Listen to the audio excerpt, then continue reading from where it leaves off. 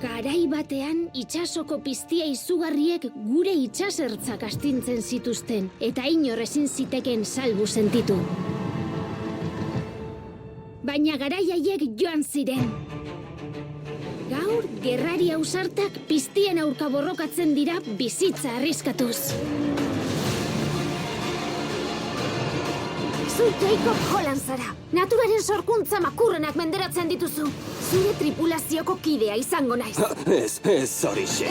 Utzi lurrean, askan ezazu! Itxasoratu egingo gara piztia heltzera!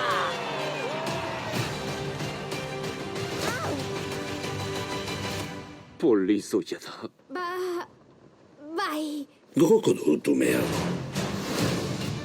Porturik hurbilenean lehorreratuko zaitugu. Eizauntzia ez da leku egokia ume batentzat. Baina zueren iradinarekin itxasoratu zinen. Eutsi, Macy!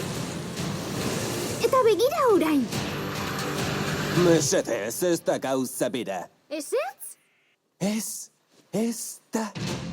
Dregmor itxasoa piztiaz jositarako. Jan nahi gaituzten piztiaz. Ez duko gurekin eramango. Baina hain da polita. Polita dena, ezberdina da gubiontzat. Bada ez bada, ez mukitu. Bagoaz,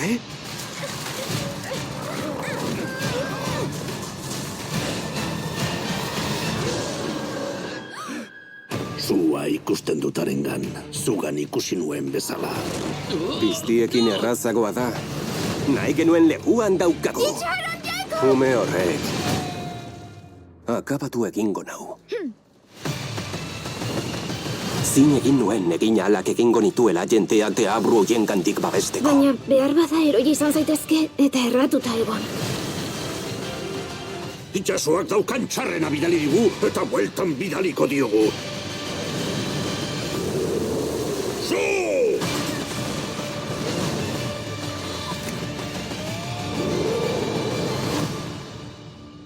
Baina beti nahi izan dut maskota bat. Hori, ez da maskota bat. Baina izena jarri diot eta... Baietz asmatu, urdin.